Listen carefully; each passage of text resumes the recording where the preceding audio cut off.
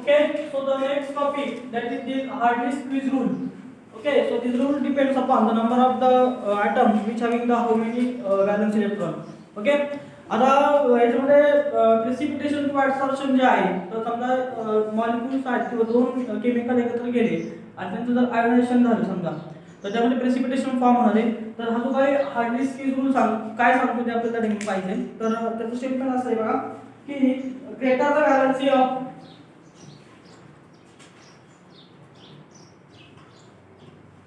greater the valency of ion added, locating ion added, greater its power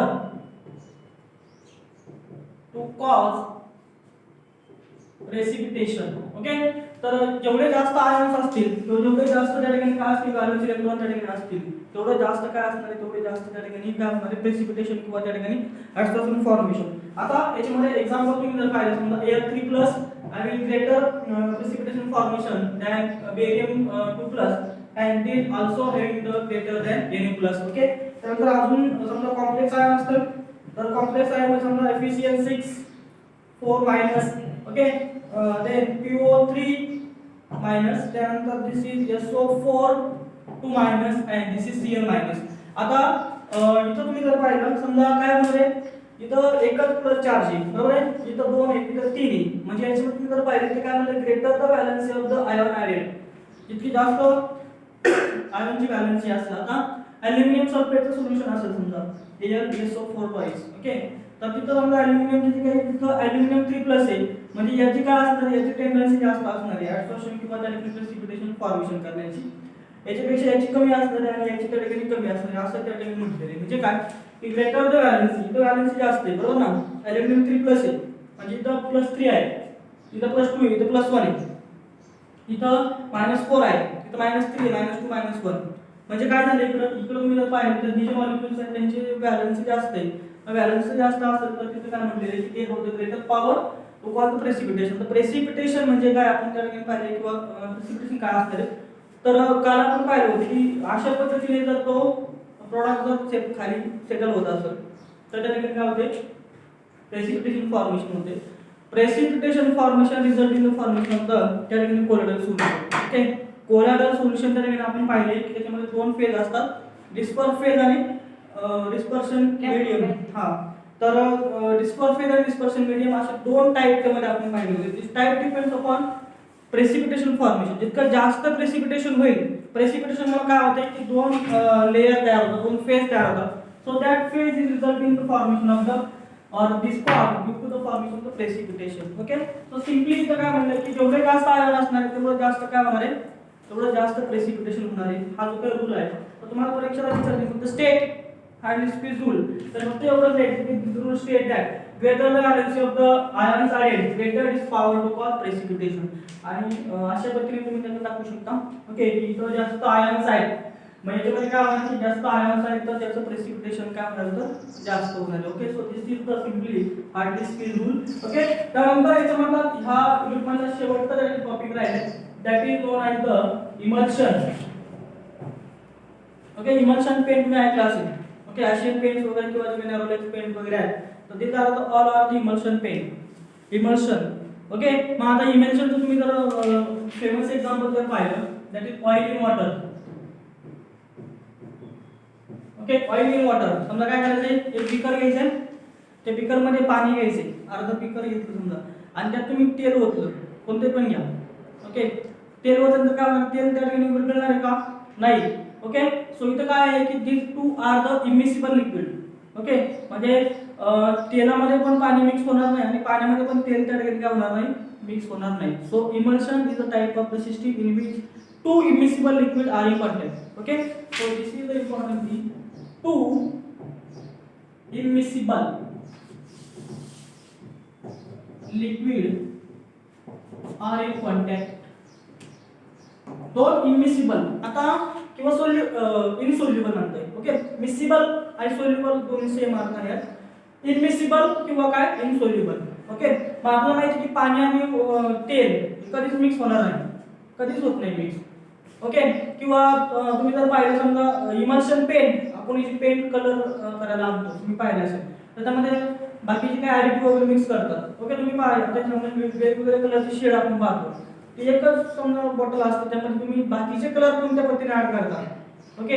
तर paint टाईपमध्ये आपण add करतो may be. तर इथे आपण पाहतो की वेगवेगळे कलरचे शेड असतात. ओके. तुम्ही जर कलरच्या दुकानात गेलात खूप सारे शेड नसतात तिथं. एकच समजा हा जो आहे याच्यामध्ये खूप सारे कलर असतात. ओके. पेंट ब्लू खूप सारे, तुम्ही त्यामध्ये कोणता कलर ॲड करता त्यानुसार ते डिफरंट शेड तयार होतात. पण तेवढे डबे जर ठेवलेले आहेत का नाही, तर ते कशामुळे तयार होतात, तर दिस इज ड्यू टू इमल्शन. वेगवेगळ्या प्रकारचे त्या ठिकाणी टर्पेंट टाईप किंवा बाकीच्या गोष्टी त्यामध्ये ॲड करतात आणि ते वेगवेगळे कलरचे जे शेड्स आहेत ते तयार करतात. मग इथं इमल्शन म्हणजे काय, तर दोन इमिसिबल दोघं, आपण याच्या अगोदर पाहिलं होतं की कोरड्यामध्ये काय होतं, ते दोघं मिक्स होतात आणि त्यामध्ये काय होतं, ते डिस्पर्स फेजचं त्या ठिकाणी काय असतं, ते मॉलिक्यूल आपल्याला विजिबल असतात. पण इथं काय म्हणलेलं आहे, इथं जे आहे इमल्शन म्हणजे काय, तर इमल्शन मध्ये काय होतं, टू इमिसिबल लिक्विड दोघांच्या कॉन्टॅक्ट मध्ये आहेत. ओके. आणि डिस्पर्शन मीडियम जो आहे किंवा ज्याची डेन्सिटी जास्त असणार आहे तो काय असणार आहे, खाली तळाला असतो. बरोबर ना. समजा तुम्ही बिकरवर समजा आधी काय केले, समजा अर्धा बिकर समजा किंवा समजा एवढा बिकर आहे आणि एवढं काय आहे समजा ऑइल आहे. बरोबर आहे. आणि तुम्ही त्याच्यामध्ये पाणी ओतलं, मग हा खाली होता ऑइल, मग तो खाली राहणार आहे का, नाही. ऑइलचे जे मॉलिक्युल्स आहेत ते वरती येणार आहे आणि वॉटर खाली जाणार आहे, because the density of the water is higher than oil. ज्याची डेन्सिटी जास्त असणार आहे तो काय होणार आहे, तो त्या ठिकाणी काय होणार आहे, खाली राहणार आहे. आणि त्याची डेन्सिटी कमी आहे तर तो काय होणार, तर तो वरती राहणार. So this are the emulsion. One liquid is dispersed under another liquid and which are immiscible. दोघं एकमेकांना डिस्पर्स झालेले आहेत. काही मॉलिक्युल इकडे तिकडे असतील, पण काय होणार की ते मॅक्झिमम मॉलिक्युल्स आहेत तर ते काय असणार आहे, तर दे आर इमिसिबल. म्हणजे काय की दोन लिक्विड, इथं लिक्विडच आहे बाकीचे नाही. तिकडे आपण काय होतो की solid solid solid liquid solid gas, liquid liquid liquid solid liquid gas. इथं तसं नाही. इथं पर्टिक्युलरली दोन इमिसिबल आहेत, दोन इनसोल्युबल लिक्विड आहेत. ते दोन इनसोल्युबल लिक्विड काय होणार नाही, सोल्युबल होणार नाही आणि त्या ठिकाणी काय होणार नाही, तर त्यांचे त्या ठिकाणी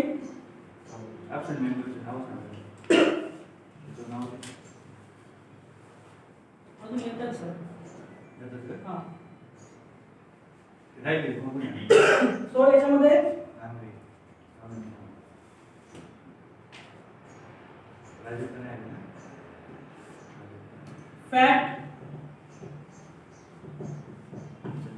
फॅट इन मिल्क. बघा दूध आपण जास्त तापवतो, बरोबर आहे. दूध तापवून त्याची साई तयार होते वरती. ओके. काहींना आवडते काहींना नाही आवडत. तर त्याच्यामध्ये फॅट तिथे वरतीच असते. तुम्ही जास्त किंवा आपण तूप वगैरे काढतो, तुम्ही पाहिलं असेल नाही,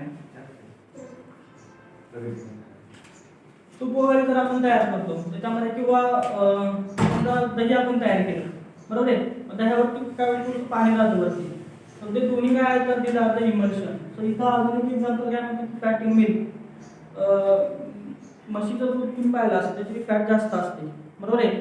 मग त्याच्यामुळे तुम्ही जर म्हशीचं दूध आणलं किंवा जास्त जर गरम केलं दूध, ओके, तर त्याचा एक तवा येतो. तुम्ही पाहिलं की नाही मला माहित नाही, त्याच्यामध्ये आम्ही दूधच पेतो. नुसतं पेत तर मग काय दूध माहीत नाही असं नाही, सगळ्या दूध पाहिलं. तर तुम्ही जर पाहिलं त्याच्या दुधावरती तवंग येतो, असं थोडंसं घरी जाऊन पाहावं लागलं तर थोडंसं तेलासारखं तवंग येतो, त्याची किंमत emulsion. Okay. So to immiscible liquid they are contact, किंवा त्यांचं काय होतं की त्या ठिकाणी अशा पद्धतीने both liquid they are completely or partially immiscible. एक तर ते कम्प्लिटली मिसिबल असतील, इमिसिबल. ओके. इमिसिबल म्हटलेले इथं म्हणजे काय, ते कम्प्लिटली इनसोल्युबल आहे. ऑइल आणि वॉटर कधीच एकमेकांमध्ये त्या ठिकाणी काय होणार नाही, सोल्युबल होणार नाही. ओके. असं कधीच होणार नाही. तर that is nothing but the emulsion. आता याची त्या ठिकाणी दोन टाईप आहेत, oil in water, oil in water and second आहे वॉटर इन ऑइल. याचे दोन टाईप आहेत. ओके. ऑइल इन वॉटर म्हणजे काय, याच्यामध्ये डिस्पर्शन मीडियम कोण आहे, वॉटर आहे. ऑइल इन वॉटर म्हटले म्हणजे ऑइल वॉटरमध्ये टाकलं तर दोन डिस्पर्शन मीडियम वॉटर आहे आणि डिस्पर्स फेज ऑइल आहे. इथे काय म्हणले, वॉटर इन ऑइल म्हणजे ऑइल खूप आहे, ऑइल खूप आहे म्हणजे डिस्पर्शन मीडियम ऑइल आहे आणि वॉटर काय आहे, तर वॉटर त्या ठिकाणी काय आहे, तर डिस्पर्स फेज आहे. तर हे दोन त्या ठिकाणी टाईप आहे. आता याच्यामध्ये फक्त आपल्याला फक्त याची डेफिनेशन लक्षात ठेवायची, फक्त डेफिनेशन विचारणार. आता याच्यामध्ये ऑइलिंग वॉटर किंवा जे आहे पॉईंट ऑफ व्ह्यू पण आहे दिलेला, तो कोणी विचारत नाही किंवा त्याच्यावर केस इम्पॉर्टंट नाही. डेफिनेशन फक्त इमल्शनची त्या ठिकाणी महत्त्वाची आहे. तर ती काय आहे की कोलॉइडल सिस्टीम. आता ही एक कोलॉइडल सिस्टीमच आहे कारण डिस्पर्शन मीडियम आहे. So it is the colloidal system in which two immiscible liquid are disperse to each other. दोन इमिसिबल किंवा इनसोल्युबल सुद्धा तुम्ही म्हणू शकता. Insoluble okay. इमिसिबल किंवा इनसोल्युबल दोन्हीचा अर्थ एकच. सोल्युबल आणि मिसिबल याचा अर्थ एकच. So the colloidal system in which two immiscible liquid are in contact with each other. दोन इमिसिबल, दोन एकमेकांमध्ये कधीच विरघळणारे लिक्विड, फक्त लिक्विड, पर्टिक्युलरली लिक्विड. ही जी काय इमल्शन कन्सेप्ट आहे फक्त लिक्विड साठीच आहे, बाकीच्या कंपाऊंड साठी इमल्शन वापरत नाही. तर दोन इमिसिबल लिक्विड एकमेकांच्या कॉन्टॅक्ट मध्ये आले का त्या ठिकाणी इमल्शन तयार होतं. माझा पेंट, इमल्शन पेंट म्हणतो आपण, फेमस वर्ड आहे इमल्शन पेंट. तर त्याच्यामध्ये तुम्ही रॉकेल वगैरे आपण मिक्स करतो, तुम्ही पाहिलं असेल ओके.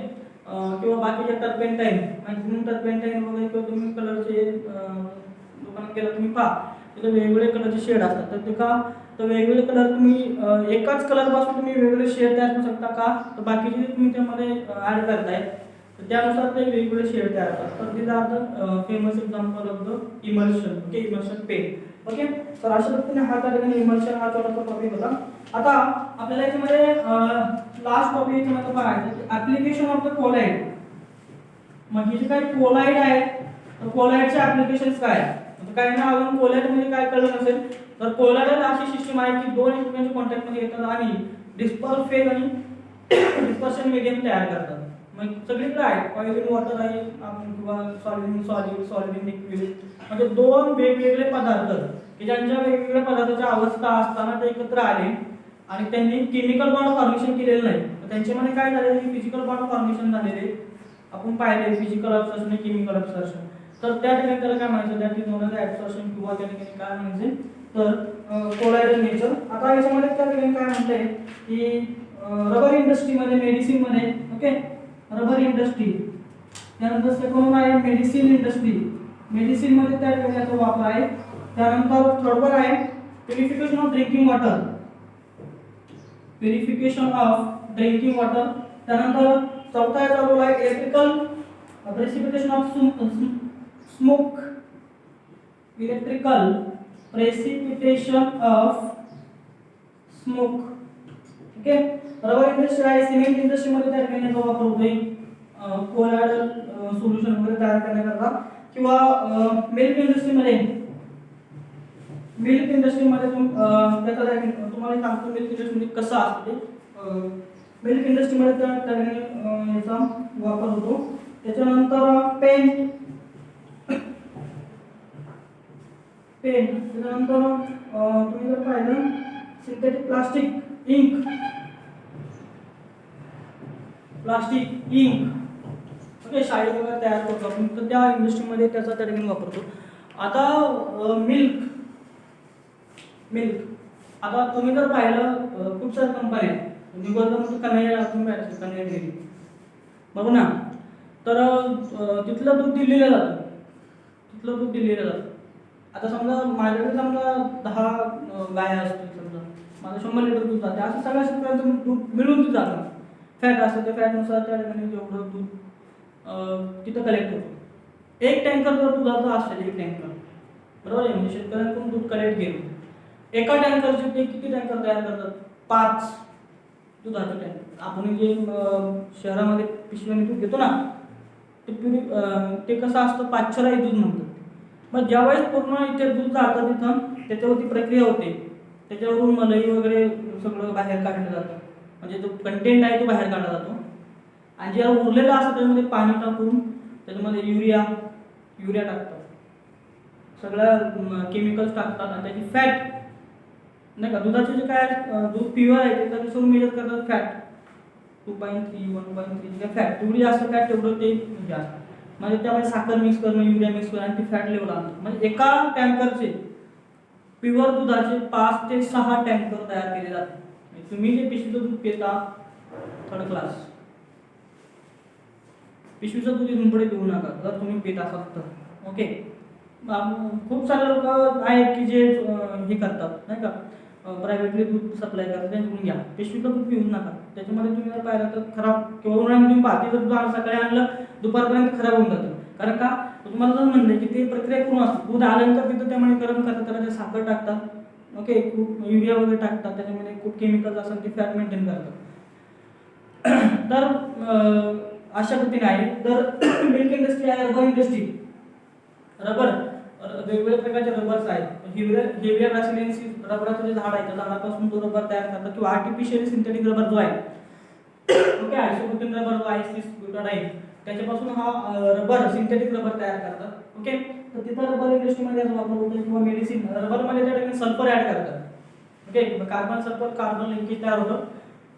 पुन्हा मेडिसिन इंडस्ट्री फार्मास्युटिकल इंडस्ट्रीमध्ये सुद्धा इमल्शनचा खूप महत्त्वाचा रोल आहे. किंवा 2 इमिसिबल लिक्विड किंवा कोलोइडल सोल्युशन तयार करतात किंवा वॉटर प्युरिफिकेशनमध्ये सुद्धा याचा रोल आहे. ओके, त्यानंतर इलेक्ट्रिकल प्रेसिपिटेशन त्या ठिकाणी त्याचा वापर होतो. सिमेंट इंडस्ट्रीमध्ये वापर होते. त्यानंतर मिल्क इंडस्ट्री आहे, पेंट इंडस्ट्री आहे, प्लास्टिक इंडस्ट्री आहे किंवा इंक शाई तयार करण्याकरता जे काय आहे किंवा वेगवेगळ्या प्रकारचे कलर डाईज आहेत, ओके, डाईज वगैरे आहेत, तर त्या याच्यामध्ये त्या कोलोइडल सोल्युशनचा त्या ठिकाणी वापर होतो. तर तुम्हाला विचारलं 2 मार्कला ॲप्लिकेशन फक्त एवढं लिहायचं. ओके, कोणी विचारत नाही, फक्त हे लक्षात ठेवायचे. So this is all about the adsorption आणि कोलायडल. ओके, ॲडसॉर्प्शन आणि कोलायडल त्या ठिकाणी हा युनिट त्या ठिकाणी संपलेला आहे. ओके, तर हा युनिट जो आहे त्या ठिकाणी थेरोटिकल युनिट आहे, स्मॉलेस्ट आहे आणि जरा वेटेज त्या ठिकाणी कमी. याच्यामध्ये त्या ठिकाणी आपण ॲडसॉर्प्शनचे टाईप पाहिले, केमिकल ॲडसॉर्प्शन, केमिसॉर्प्शन किंवा फिजिसॉर्प्शन. त्यानंतर याच्यामध्ये त्या ठिकाणी आपण सॉर्प्शन किंवा फिजिसॉर्प्शन, केमिसॉर्प्शन पाहिलं. त्यानंतर त्याचे ॲडसॉर्प्शन आयसोथर्म, तो जो काही ग्राफ फ्रेंडली ॲडसॉर्प्शन आयसोथर्म तो आपण त्या ठिकाणी पाहिला. त्याच्यानंतर आपण त्या ठिकाणी यांचे टाईप्स पाहिले, कॅटॅलिसिस, होमोजिनियस, हेटेरोजिनियस ते पाहिलं. होमोजिनियस, हेटेरोजिनियस ते. त्याच्यामध्ये एक स्मॉल टॉपिक त्या ठिकाणी राहिलं होतं की दॅट इज इनहिबिशन. तर इनहिबिशन म्हणजे काय बघा, the phenomenon in which the rate of the chemical reaction is reduced by inhibitor is called as inhibition. I think याच्यामध्ये पुस्तकामध्ये आहे. ओके, इनहिबिशन म्हणजे काय, कॅटॅलिस्टचा रोल काय आहे, रिॲक्शनचा रेट वाढवणे. मग तुम्हाला जर रिॲक्शनचा रेट कमी करायचा असेल, बरोबर ना, तुम्हाला जर रिॲक्शनचा रेट कमी करायचा असेल तुम्हाला काय करावं लागेल, तुम्हाला त्या ठिकाणी काहीतरी केमिकल्स ॲड करावे लागतील टू इनहिबिट द रिॲक्शन, त्याला म्हणायचं इनहिबिटर. ओके, मग आता समजा एक्झाम्पल त्या ठिकाणी दिलेलं आहे जिथं की क्लोरोफॉर्म आणि ऑक्सिजनची रिॲक्शन असतं कार्बन क्लोराईड, तर त्या ठिकाणी 2% इथेनॉल ॲड करतात. ती रिॲक्शन तुम्हाला सप्रेस करण्याकरता. ओके, तर इनहिबिटरचं डेफिनेशन विचारले का आपला, तर the phenomena in which the rate of the chemical reaction is reduced by inhibitor. इनहिबिटरचा रोल काय आहे की केमिकल रिॲक्शनचा रेट जो आहे तो रिॲक्शनचा रेट त्या ठिकाणी कमी करायचा. तर तो एक स्मॉल टॉपिक याच्यामध्ये राहिला होता. त्यानंतर कॅटॅलिटिक ॲक्टिव्हिटी किंवा कॅटॅलिस्ट, आता जिओलाइट. ओके, जिओलाइट्स काय आहे, तर जिओलाइट्स हा सोडियम ॲल्युमिनियम सिलिकेट आहे. ओके, म्हणजे सोडियम, ॲल्युमिनियम आणि सिलिकॉन या तिघांचा त्या ठिकाणी कंपाऊंड आहे, मोठा कंपाऊंड आहे. तुम्ही इंजिनिअरिंगला गेल्यानंतर तुम्हाला फर्स्ट इयरला जिओलाइट आहे. ओके, त्याचा जो काही फॉर्म्युला आहे तो Na2Al2O3 Na2O Al2O SiO2 10H2O एवढा मोठा मॉलिक्यूल आहे. Sodium aluminium silicate. ओके, पुस्तकात दिलेलं नाही तुम्हाला, इंजिनिअरिंग आहे. सोडियम ॲल्युमिनियम सिलिकेट, सोडियम आहे, ॲल्युमिनियम आणि सिलिकेट आहे. तर याच्यामध्ये काय होतंय की इथं तुम्ही जर पाहिलं तर हा जो जिओलाइट आहे तर वॉटर प्युरिफिकेशनमध्ये ही जिओलाइट प्रोसेस वापरली जाते. ओके, त्याचं खूप सारे मेथड आहेत. आपण जी वापरतो RO technique, RO reverse osmosis वापरतो आपण. ओके, जिओलाइट पण आहे, कॅटायन एक्सचेंजर रेझिन पण आहे आणि RO सगळ्यात जास्त फेमस जे आहे ते RO, आपण जे केंट RO म्हणतो, तुमच्याकडे असेल केंट RO. केंट कंपनी आहे, RO हे टेक्निक आहे, रिव्हर्स ऑस्मॉसिसच्या विरुद्ध ती कन्सेप्ट आहे. आणि ही एक आहे जिओलाइट प्रोसेस. तर हा जो पूर्ण मॉलिक्यूल आहे सोडियम ॲल्युमिनियम सिलिकेट, तर याच्यामधून जर तुम्ही वॉटर पास जर केलं तर काय होतं की वॉटरमध्ये जेवढे काही सोडियम, मॅग्नेशियम, कॅल्शियम किंवा बाकीचे इन्ग्रेडियंट्स आहेत तर ते ह्या मॉलिक्यूलला बाहेर होतात आणि मग कॉम्प्लेक्स मॉलिक्यूल तयार करतात, मोठा मॉलिक्यूल. सो हा जो काही जिओलाइट आहे तर zeolite is mostly use water purification. मोठी जी इंडस्ट्री आहे त्या मोठ्या इंडस्ट्रीमध्ये हा जिओलाइट वापरला जातो. जिओलाइटचा बेड असतो असं, त्या बेडवरती वॉटर टाकल्यानंतर काय होतं की वॉटरमधले जेवढे काही हार्मफुल कंटेंट आहेत ते कंटेंट ॲब्सॉर्ब केले जातात. किंवा केमिकलचं जे काही पाणी आहे, रासायनिक पाणी आहे, त्याचं प्युरिफिकेशन करण्याकरता या जिओलाइटचा वापर केलेला जातो. ओके, तर याचा जास्त यूज हा कंपन्यांमध्ये होतो. तुम्ही जर पाहिलं असेल कोणती कंपनी जा तिथं वॉटर ट्रीटमेंट प्लॅन्ट असतो. ओके, सीओडी प्लॅन्ट म्हणतात त्याला. तो प्लॅन्ट जो आहे तुम्ही पाहिला असेल तिथं खूप सारे असे वेगवेगळे टप्पे असतात, पाणी खाली झिरपत असतो. पाणी मला माहित नाही, इकडे कंपनीकडून पाहतो वॉटर प्युरिफिकेशन प्लॅन्ट असतो त्यांचा. तर ते पाणी असं खाली पडत असतं. तर ते जे प्लेट्स आहेत ते जे प्लेट असतात तर त्याच्यावरती ते पाणी पडलं की त्याच्यामध्ये जेवढं काही केमिकल कंपाऊंड आहे ते रिमूव्ह होतं आणि ड्रिंकेबल पाणी तयार होत आहे. ओके, तर ते त्या जिओलाइटचा त्या ठिकाणी यूज होते. ओके, किंवा पेट्रोलियम इंडस्ट्रीमध्ये सुद्धा वापरते. पेट्रोलियम म्हणतो आपण, okay, Bharat petroleum, Hindustan petroleum, बरोबर. पेट्रोलियमचा अर्थ काय? पेट्रा म्हणजे ऑइल, पेट्रा म्हणजे रॉक, खडक, आणि ओलियम म्हणजे ऑइल. तर खडकापासून जे असं म्हणलं पेट्रोलियम. पेट्रोलियम म्हणजे पेट्रोल, डिझेल, रॉकेल, मिथेन, बायोगॅस नाही, नॅचरल गॅस, एवढे काय सगळे एकत्र सापडतं. मग यांचं सेपरेशन करायचं, तर यांचं सेपरेशन करता सुद्धा हा जो जिओलाइट बेड आहे तो जिओलाइट बेड सुद्धा वापरला जातो. ओके, कारण प्रत्येकाचा ऍडसॉर्प्शनचा रेट वेगळा आहे. ओके, पेट्रोल लवकर ऍडसॉर्ब होईल, नंतर डिझेल, त्यानंतर मग बाकीचं, अशा पद्धतीने त्यांचा ऍडसॉर्प्शनचा रेट आहे. ओके, त्याच्यानंतर कोलायड्रोलॉजी सोल्युशनचा डिफरन्स आपण पाहिला. टाइप्स ऑफ द कोलाइड ते पाहिले, स्टेट्स ऑफ द मॅटर. त्यानंतर लायोफिलिक, लायोफोबिक ते पाहिलं आपण. त्याच्यानंतर मिसेल्स ते आपण स्टडी केलं. ब्रिज आर्क मेथड पाहिली. त्याच्यानंतर नेक्स्ट वन आपण त्या ठिकाणी पाहिलं त्यांची केमिकल प्रॉपर्टीज पाहिल्या, टिंडल इफेक्ट पाहिली. त्याच्यानंतर ब्राउनियन मोशन पाहिली. त्यानंतर इलेक्ट्रोफोरेसिस ती आपण स्टडी केली. त्यानंतर हार्डली-स्क्वीज रूल आज आपण पाहिला, आणि हा इमल्शन. ओके, तर हार्डली-स्क्वीज रूल तर तुम्हाला जर विचारतं स्टेटमेंट विचारतील, स्टेट हार्डली-स्क्वीज रूल, तर greater the valency of circulating किंवा ions added greater its power to cause precipitation. जेवढे जास्त आयन असतील तेवढं जास्त प्रेसिपिटेशन किंवा ऍडसॉर्प्शनचा रेट. म्हणजे इथं जास्त आयन मिळतं किंवा इथं जास्त आयन म्हणजे. ओके, तर हा हार्डली-स्क्वीज फक्त स्टेटमेंट मला विचारतो एवढं लिहायचं. इमल्शनचं काय आहे? तर emulsion is the colloidal system in which two immiscible liquid are contact. दोन एकमेकांच्या मध्ये कधीही मिक्स न होणारे एकमेकांच्या कॉन्टॅक्टमध्ये आले लिक्विड, तर त्याला म्हणतात इमल्शन. ओके, मग त्याचे दोन टाईप आहेत, सॉलिड वॉटर आणि वॉटर आहे, एवढं लक्षात ठेवा. यांचे कोलॉइडचे खूप सारे ॲप्लिकेशन्स आहेत.